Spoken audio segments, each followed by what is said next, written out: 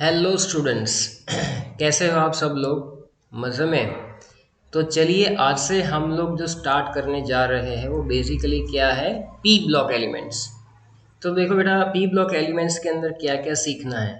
Already हम लोगों ने पीरियोडिक टेबल के अंदर पी ब्लॉक एलिमेंट्स की डेफिनेशन तो पढ़ी ही थी। तो चलिए स्टार्ट करते हैं, वहाँ से ही थोड़ा सा रिवीजन करते हैं। आज इंट्रोडक्शन जो है, पहला दिन है आज इस हमारे चैप्टर का।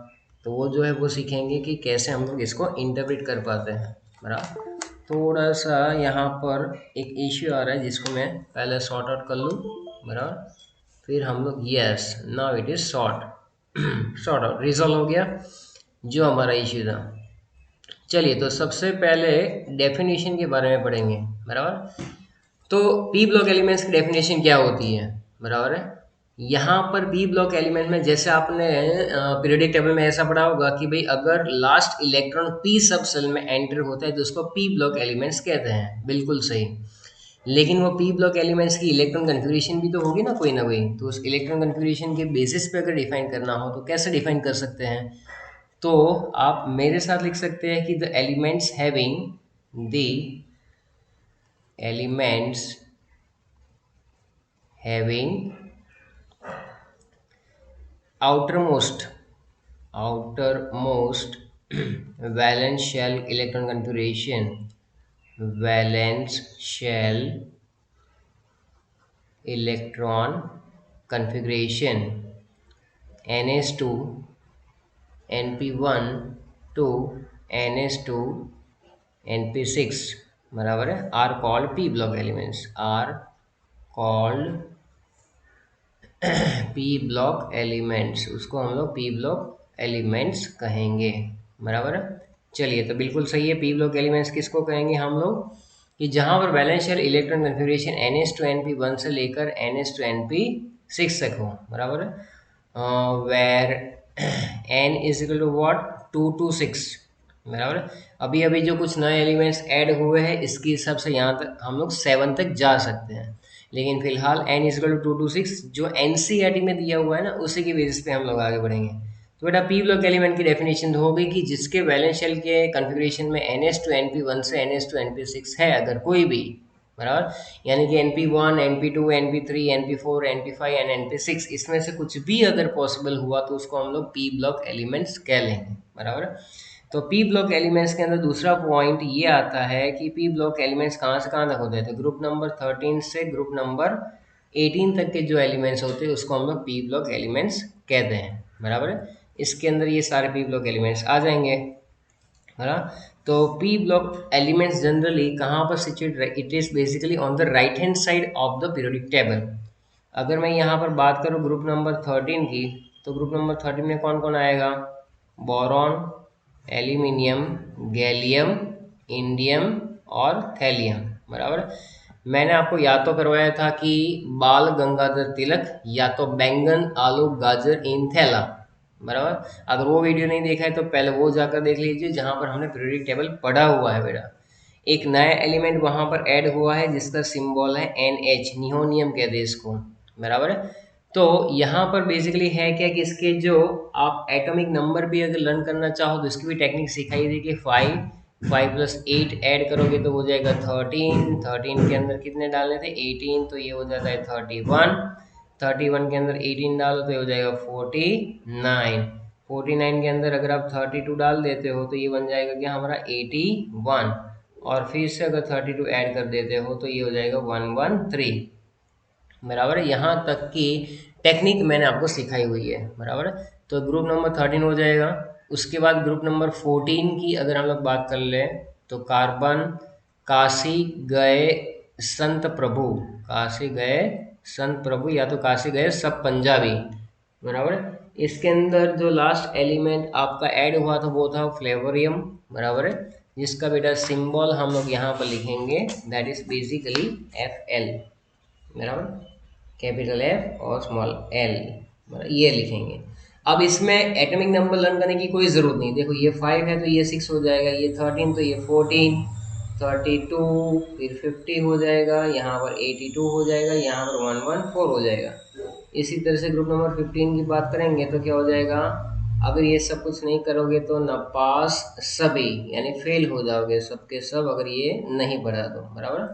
पी ब्लॉक को हल्के में मत लेना भाई, भले रिड्यूस सिलेबस के हिसाब से जो है काफ़ी कम है, लेकिन बहुत ही इंपॉर्टेंट चैप्टर है ये भी।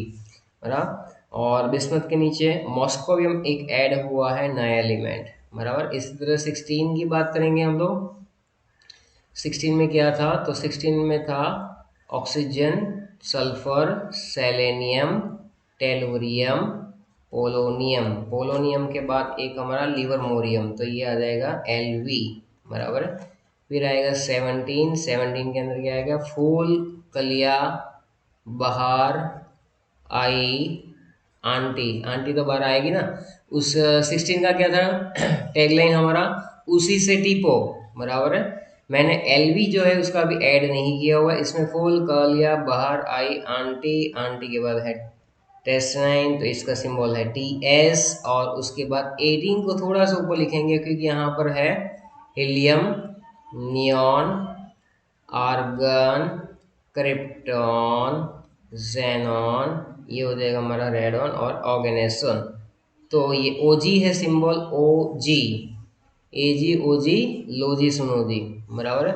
तो इसको अच्छे से आप लिख लेना और इसको मेमोराइज कर लेना। ये है आपका पी ब्लॉक। चलो तो मिलते हैं नेक्स्ट लेक्चर में। पी ब्लॉक यहाँ पर खत्म। बराबर। रुको, कहाँ जा रहे हो, ये पहला लेक्चर है, ऐसे ही मजाक मजाक में बोल दिया मैंने। यहाँ पर 7, फिर ये कितना हो जाएगा, 15 हो जाएगा, 7, 8, 9 और 10। इसका मतलब कि हीलियम ऐसा है जहाँ पर कन्फिग्रेशन है 1s2, तो इसमें NS2 NP6 नहीं है, ये एक्सेप्शनल केस है जो ऐसा हो रहा है। 15, 16, 17 और ये 18। बराबर है। फिर यहाँ पर 32 है तो ये 33, 34, 35 और 36। यहाँ पर 51, 52, 53 एंड 54 यहाँ तक चले जाएंगे। फिर क्या आएगा, यहाँ पर 82 है तो 83, 84, 85 और 86, 115, 116, 117 और 118। ये हो जाएगा आपका पूरा पीरियडिक टेबल खत्म। चलो ठीक है। अब यहाँ पर अब इस चैप्टर में क्या सीखना है, इस चैप्टर के अंदर हमें सीखना है ग्रुप नंबर कौन कौन से, 13 एंड 14। बराबर। इस चैप्टर में हमें जो सीखना है वो है group number 13 and group number 14 के बारे में डिटेलिंग सीखनी है बेटा। बराबर है। तो ये चीज़ें हम लोग स्टार्ट करते हैं आज से। पहले कुछ जनरल इंफॉर्मेशन। जनरल इंफॉर्मेशन के अंदर क्या है कि इन अ पीरियड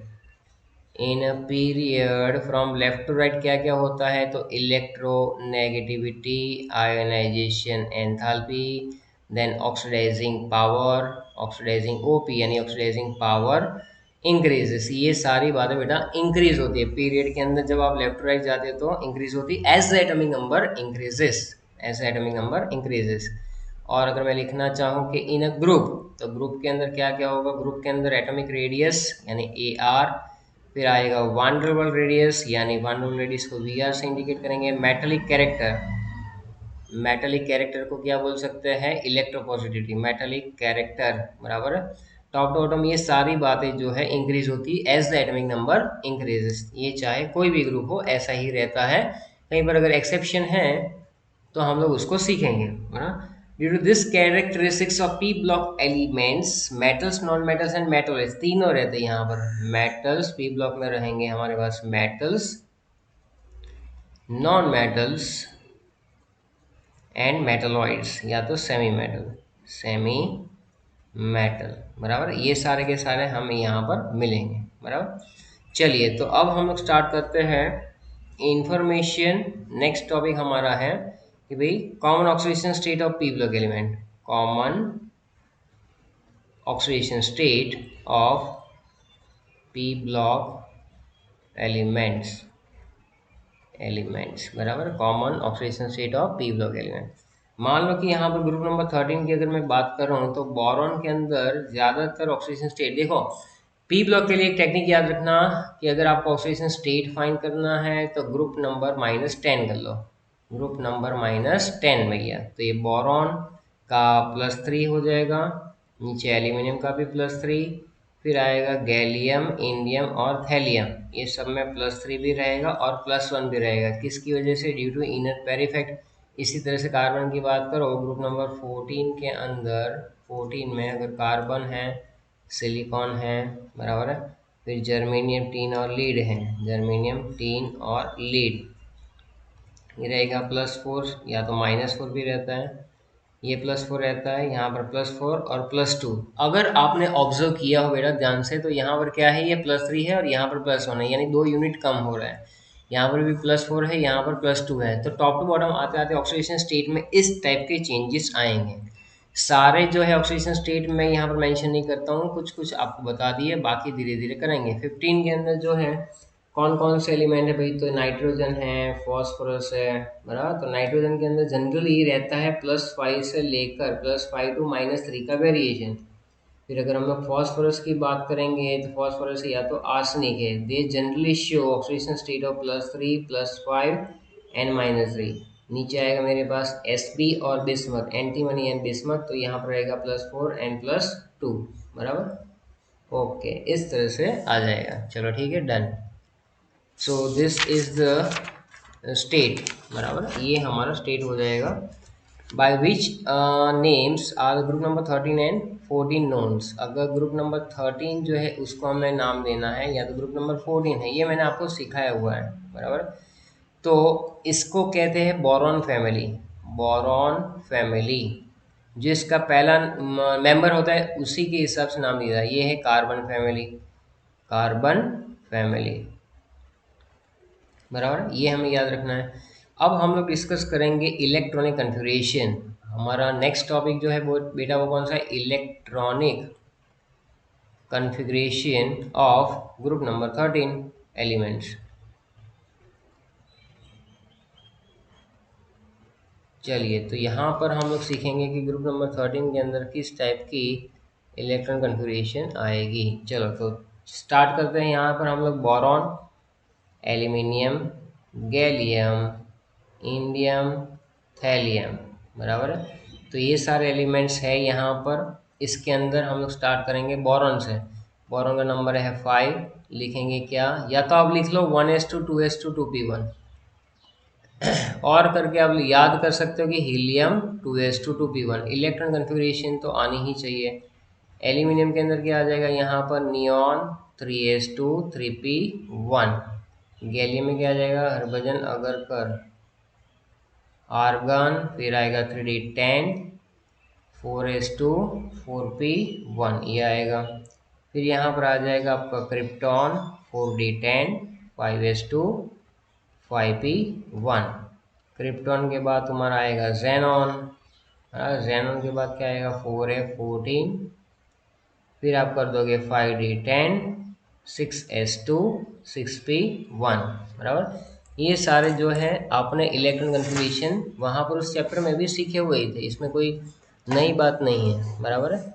और इसके बाद वाला जो मान लो कि एक नया एलिमेंट आया जिसको हम लोग नियोनियम कहते हैं, NH, तो हरभजन अगरकर 0 रन, यानी यहाँ पर आ जाएगा रेड ऑन, यह बनेगा 5f14 6d10 7s2 7p1।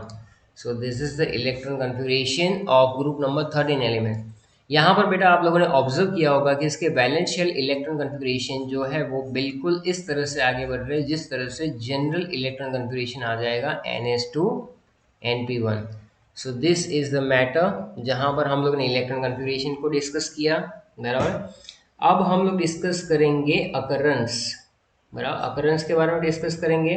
तो देखिए सीधी सी बात है कि भाई इसमें मैं अभी फिलहाल बोरॉन और एल्यूमिनियम का डिस्कशन नहीं करूँगा, क्योंकि वो बहुत ही, देखो एक सिंपल सी बात बताएंगे हम लोग कि भाई गैलियम, इंडियम और थैलियम बहुत ही लेस अबाउंडेंट एलिमेंट्स हैं। जैसे कि मैं बात कर लूँ कि गैलियम, तो ये मिलता है 0.1 से 1% के बीच में। इन द मिनरल ये मिलेगा, in the mineral germanite, germanite, which is complex of, which is a complex of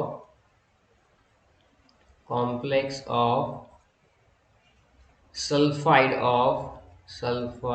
of zinc, copper germanium, arsenic, बराबर है। While the trace of indium are found in sulphide ore of zinc, उसमें ज़्यादातर मिलता है। जैसे कि PBS हो गया, गैलिना बोलते हैं, पीबीएस यानी गैलिना, हाँ सेलिना नहीं गैलिना। और एक होता है जिंक ब्लेंड। तो ये एक इंफॉर्मेशन है जो आपको लिख लेनी है कहीं ना कहीं पे, बराबर है, वरना क्या है कि भूल जाओगे। तो ये हो जाएगा। इसके बाद क्या करना है कि एटॉमिक रेडियस के अंदर जो इरेगुलरिटी है उसको हमें एक बार ऑब्जर्व करके सीखना है कि क्या हो रहा है, बराबर। जनरली आप अगर एटॉमिक रेडियस की बात करोगे जनरल सेंस में कि एटॉमिक रेडियस में क्या क्या चेंजेस आते हैं एटॉमिक रेडियाई, तो देखो पहली बात फटाफट, टॉप टू बॉटम जब हम लोग जाएंगे, टॉप टू बॉटम क्या होगा, electron is added into new shell, electron is added into new shell, electron नए शेल में हर बार ऐड हो रहा है, बराबर। जैसे कि भाई 2s2 2p1 है, 3s2 3p1 में चला जाएगा। इससे होगा क्या कि न्यूक्लियस और इलेक्ट्रॉन का जो डिस्टेंस है, डिस्टेंस वो बढ़ेगा, डिस्टेंस होगा इंक्रीज, डिस्टेंस इंक्रीज हुआ, इसका मतलब सिंपल कि एटॉमिक रेडियाई जो है वो इंक्रीज होगी। सो दैट इज सिंपल कि भाई the distance between the nucleus electron जो है आउटर मोस्ट इलेक्ट्रॉन, उसका डिस्टेंस जब बढ़ रहा है तो एट्रैक्शन कम होता जाएगा और एक्सपांड होगा। यही ट्रेंड आयोनिक रेडियाई में भी फॉलो होता है, बराबर। तो ये एटॉमिक रेडियाई के बारे में बोला। एक्सेप्शन क्या है, there is exception in atomic radii, there is exception in atomic radii of gallium and aluminium, बराबर है। मान लो कि एल्यूमिनियम जो है उसका है 143 पिकोमीटर और गैलियम का यहाँ पर है 135 पिकोमीटर। ये तो लफड़ा हो गया।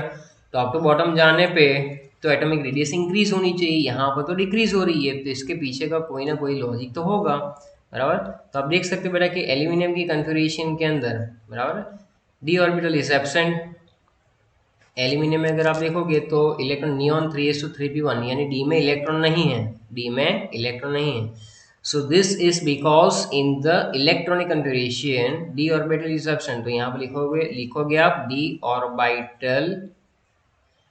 डी ऑर्बिटल इज एब्सेंट, और यहाँ पर क्या होता है डी ऑर्बिटल प्रेजेंट, क्योंकि इसकी कन्फिगरेशन आपके सामने नियॉन 3s2 3p1 है और इसकी है आपके सामने आर्गन 3d10 4s2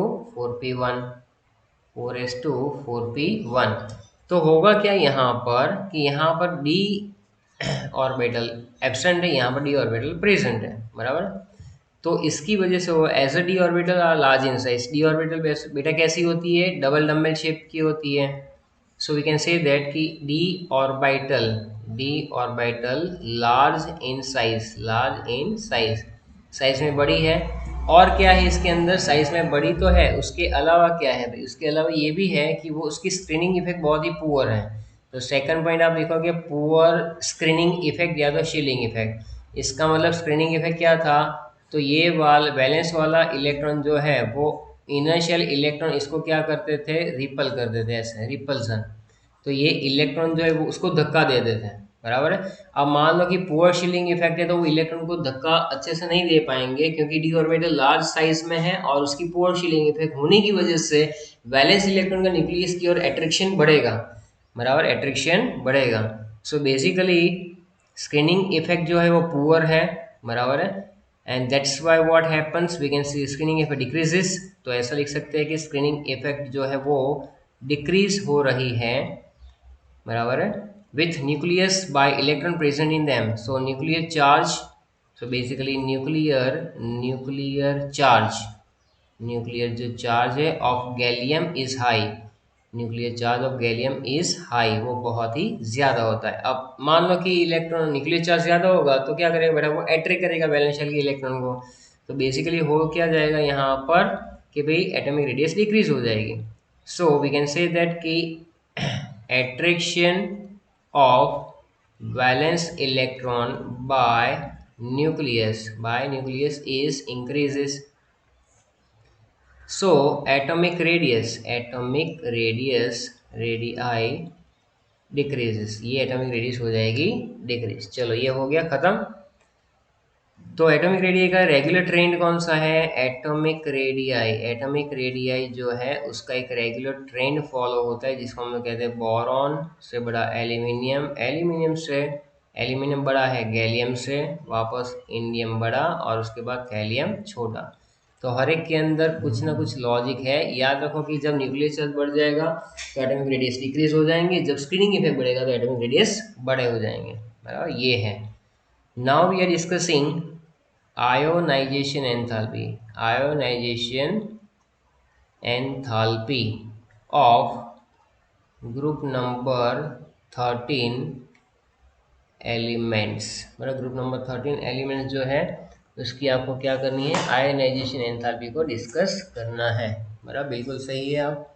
तो ये आयोनाइजेशन एंथैल्पी को डिस्कस करने के लिए हम लोग यहाँ पर एक जो है टिपिकल नोट्स लिखेंगे, जो मैं आपको लिखाऊंगा। बराबर है, जो आप साथ में थोड़ा सा अगर उसको बेटा ये समझाया हुआ है, पहली बार कर रहे हैं ऐसा तो है नहीं, but still we have to learn it.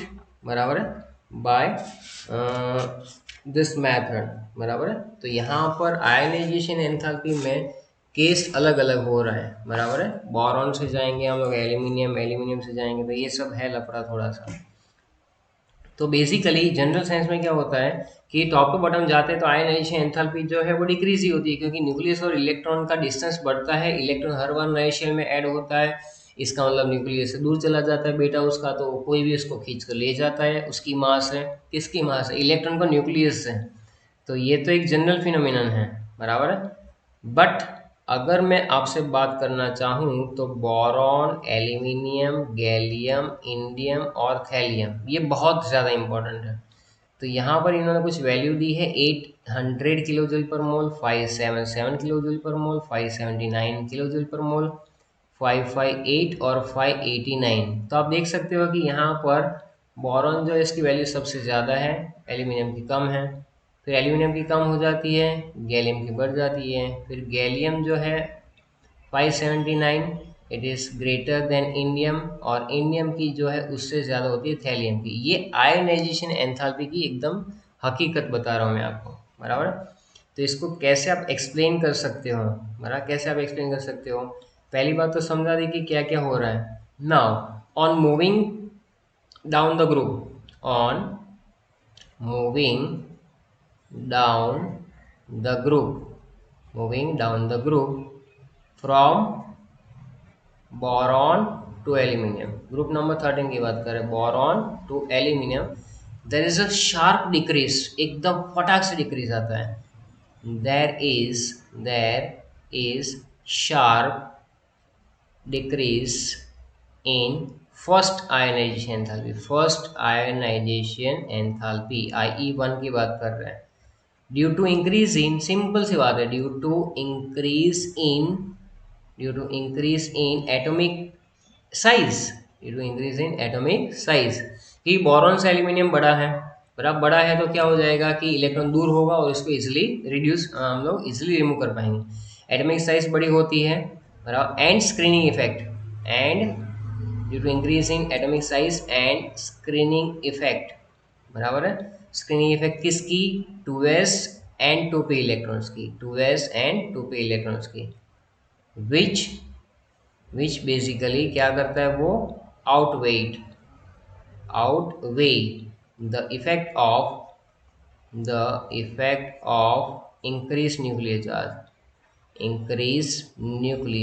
Charge. बराबर, सिंपल सी बात समझो बेटा, जब हम लोग बोरॉन से एल्यूमिनियम जाते हैं तो क्या होता है कि शार्प डिक्रीज आता है, 800 से सीधा क्या हो जाता है 577। एक तो ये एटम बड़ा हुआ इसलिए इलेक्ट्रॉन न्यूक्लियस का अट्रैक्शन कम होगा, तो उसको हम लोग इजिली रिमूव कर सकते हैं। दूसरी बात, बोरॉन के अंदर था 1s2 2s2 2p1, बराबर, एल्यूमिनियम के अंदर 1s2 2s2 2p6 फिर 3s2 3p1 है। तो यहाँ पर जो स्क्रीनिंग इफेक्ट है 2s और 2p की, बराबर, किसके अंदर? एल्यूमिनियम में, वो वैलेंस शेल इलेक्ट्रॉन पे ज्यादा लग रही है। बराबर, इसलिए वो रिपल्सन बढ़ रहा है। देखो एक चीज याद रखना, न्यूक्लियर चार्ज और स्क्रीनिंग इफेक्ट को ही कंपेयर करते चलना है बेटा, इसके अंदर बिल्कुल सही जा रहा है। न्यूक्लियर चार्ज और स्क्रीनिंग इफेक्ट। जहाँ पर न्यूक्लियर चार्ज ज़्यादा हो जाएगा वहाँ पर इलेक्ट्रॉन निकालना मुश्किल हो जाएगा, तो आयनाइजेशन एंथैल्पी बढ़ जाएगी। जहाँ पर रिपल्सन बढ़ेगा, जहाँ पर रिपल्सन बढ़ेगा, रिपल्सन बढ़ने से इलेक्ट्रॉन इजीली रिमूव हो सकते हैं, बराबर। बस इतनी सी बात अगर पता चल जाए तो हम लोग आसानी से ये चीज़ सीख सकते हैं। ओके, नाउ अब जो आगे है वो क्या है कि भाई ये तो हो गया।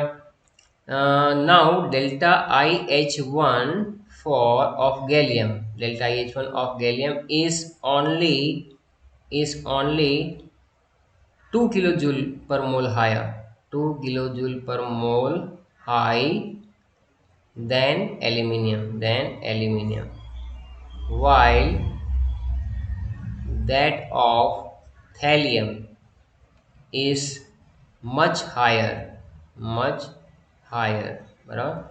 थैलियम का काफ़ी ज़्यादा हो जाता है देन एल्यूमिनियम, गैलियम और इंडियम, तीनों से लास्ट वाले एलिमेंट का ज़्यादा हो जाता है।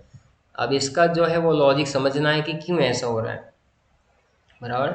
So here I have explanation कैसे हम लोग डिस्कस करेंगे। तो सबसे पहले बात है बेटा कि हम लोगों ने बोरॉन और एल्यूमिनियम का केस तो ले लिया कि भाई बोरॉन जो है बराबर उसकी आयनाइजेशन एंथैल्पी ज़्यादा होती है एल्यूमिनियम से, ये तो हो गया। अब एल्यूमिनियम की कंपैरिजन में गैलियम की आयनाइजेशन एंथैल्पी बढ़ रही है, तो सेकंड केस किसका है, एल्यूमिनियम की कम है, गैलियम की ज़्यादा है, बराबर। So now this is due to the reason that कि एल्यूमिनियम जो है बेटा वो इमीडिएटली एस ब्लॉक एलिमेंट के बाद आता है, while gallium and indium follow after D block element. आप देखोगे तो एस ब्लॉक के बाद तुरंत ही यहाँ पर यह आ जाता है क्या हमारा एल्यूमिनियम, बराबर। इन गैलियम और इंडियम की बात जहाँ पर आती है वो डी ब्लॉक एलिमेंट्स के बाद आता है, एंड थैलियम जो है after D and F block elements के बाद आता है, बराबर। तो होता क्या है यहाँ पर, D and F electron do not shield the balance electron from the nucleus very effectively. तो एक रीज़न ये लिखो, बराबर। एक रीज़न क्या लिखेंगे, एक रीज़न ये लिखेंगे कि भाई डी एंड एफ इलेक्ट्रॉन्स, बराबर है, D and F electrons do not shield the valence electron, यानी वो शील्ड नहीं कर पाएंगे। इसका मतलब क्या कि पुअर शील्डिंग इफेक्ट है, तो न्यूक्लियर चार्ज बढ़ेगा तो एट्रैक्शन बढ़ेगा, तो इसको निकालने के लिए ज़्यादा एनर्जी देनी पड़ेगी, बराबर। Valence from nucleus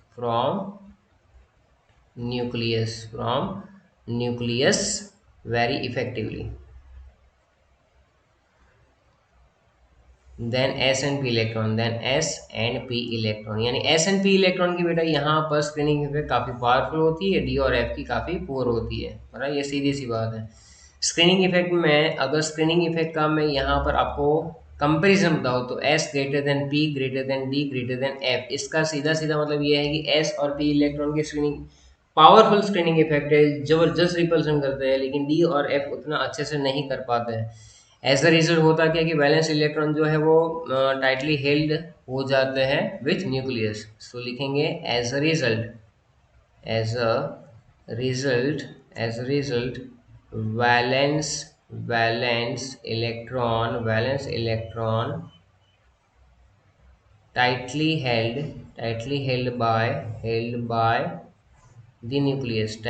by the nucleus, and hence larger amount of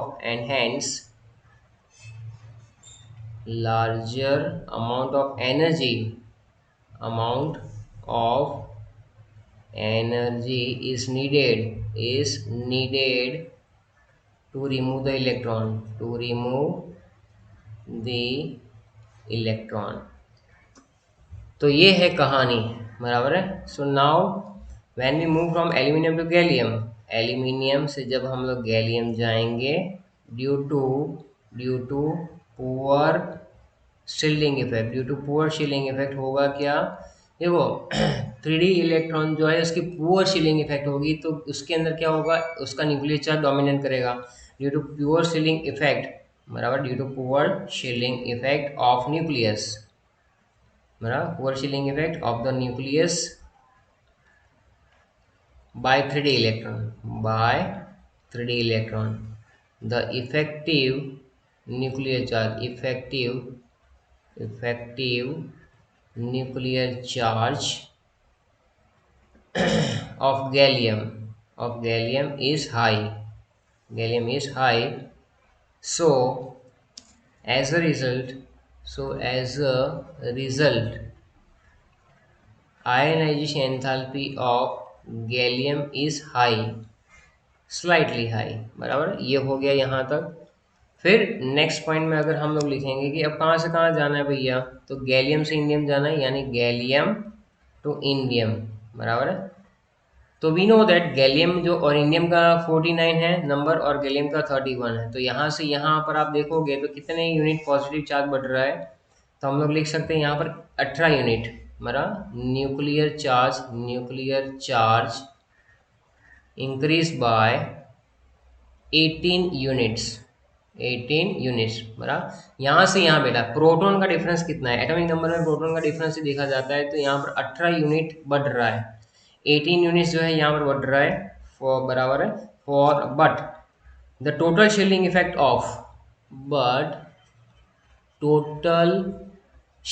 effect of 3D and 4D electrons is high, क्योंकि इस दोनों में 10-10 इलेक्ट्रॉन आ जाएंगे। तो यहाँ पर 18 यूनिट बढ़ रहा है, लेकिन यहाँ पर सामने 20 इलेक्ट्रॉन का शिलिंग इफेक्ट है, तो यहाँ पर रिपल्सन ज्यादा होगा। रिपल्सन ज्यादा यानी वैल्यू ड्रॉप, तो वैल्यू ड्रॉप का मतलब इंडियम में ड्रॉप ही हो रही है। आप देखो, that's why first ionisation enthalpy of gallium is higher than indium. बस इतना से इसमें एक्सप्लेन करना था हमें। बराबर। सो बेसिकली ये यहाँ पर क्या आउटवे कर रहा है, न्यूक्लियर चार्ज के स्क्रीनिंग इफेक्ट। तो न्यूक्लियर चार्ज की कंपेरिजन में स्क्रीनिंग इफेक्ट हाई हो जाती है। स्क्रीनिंग इफेक्ट जहाँ पर बढ़ती है वहाँ पर आयनाइजेशन एंथैल्पी डिक्रीज हो जाती है। और अब लास्ट केस जो है वहाँ पर इंडियम से हमें जाना है कहाँ पर, थैलियम में। इंडियम से थैलियम में, तो इंडियम से थैलियम में जब हम लोग मूव करेंगे बेटा, तो क्या होगा, the nuclear charge increase by, लिखेंगे the nuclear charge increase by 32 units. आप देखोगे कि इंडियम से थैलियम 32 यूनिट का न्यूक्लियर चार्ज बढ़ा, 32 यूनिट का न्यूक्लियर चार्ज बढ़ा, which is more than screening effect. यहाँ पर स्क्रीनिंग इफेक्ट कम है, क्योंकि डी और एफ इलेक्ट्रॉन आ जाते हैं। बराबर है। So we can say that कि भाई यहाँ पर जो डेल्टा आई एच वन है वो किसका ज़्यादा होगा, बट ऑब्वियस है तो वो थैलियम जो है, थैलियम का डेल्टा आई एच वन, बराबर, न्यूक्लियर चार्ज बढ़ा यानी अट्रैक्शन बढ़ा, तो थैलियम का जो है उसमें से इलेक्ट्रॉन निकालना मुश्किल हो जाएंगे, किसकी कंपेरिजन में, इंडियम की कंपेरिजन। तो यहाँ पर हम लोग लिख सकते हैं बेटा, और एक चीज़ यहाँ पर लिख सकते हैं कि भाई nuclear charge increase by 32 units which is more than screening effect. बराबर, लेकिन यहाँ पर जो स्क्रीनिंग इफेक्ट है, बराबर, किसकी है, screening effect of all electrons of inner shell, all electron, 1 minute, yes, screening effect of all electrons, battery dim हो गई थी मेरे लैपटॉप की इसलिए, screening effect of all electrons. तो कौन कौन से स्क्रीनिंग इफेक्ट इलेक्ट्रॉन कौन से कंसिडर करेंगे यहाँ पर हम लोग, 4f एंड 5d, बराबर है।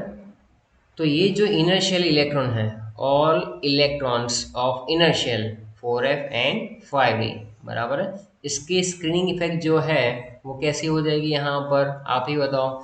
न्यूक्लियर चार्ज इंक्रीज होता है 32 यूनिट से, यहाँ पर 4f और 5d के इलेक्ट्रॉन्स है, तो आप देख लो 14 प्लस यहाँ पर है तुम्हारा 14 प्लस है क्या है भैया, 14 प्लस 10, यानी कि यहाँ पर तुम्हारा कितने हैं, 24 इलेक्ट्रॉन का हिसाब है। तो उसमें यहाँ पर 32 यानी प्रोटॉन ज़्यादा है, तो न्यूक्लियर चार्ज बढ़ रहा है, तो एट्रैक्शन बढ़ रहा है, तो हमें ज़्यादा एनर्जी सब ऐड करनी पड़ेगी। As a result effective nuclear charge increases, nuclear charge यहाँ पर ज़्यादा हुआ, स्क्रीनिंग इफेक्ट यहाँ पर कम हो गई। बराबर। So we can say that कि delta h one of thallium is greater than that of indium. बराबर। तो ये कहानी थी बेटा, कहानी नहीं लॉजिक के साथ समझाया हुआ है आपको। बराबर है, बने रहिए वीडियो के साथ। आप लोग अगर पहली बार इस चैनल पे आ रहे हो तो प्लीज़ सब्सक्राइब द चैनल और ज़्यादा से ज़्यादा शेयर कीजिए, क्योंकि यहाँ पर मेहनत लगती है वीडियो बनाने के अंदर और हम लोग यहाँ पर लिख लिख कर एक्सप्लेन कर रहे हैं। बराबर है, एक एक पॉइंट आपको मैं एक्सप्लेन कर रहा हूँ। इनऑर्गेनिक केमिस्ट्री के अंदर आपको ऐसा कंटेंट काफ़ी कम जगह पर मिलता है। आई होप आप भी सपोर्ट करेंगे। Thank you very much.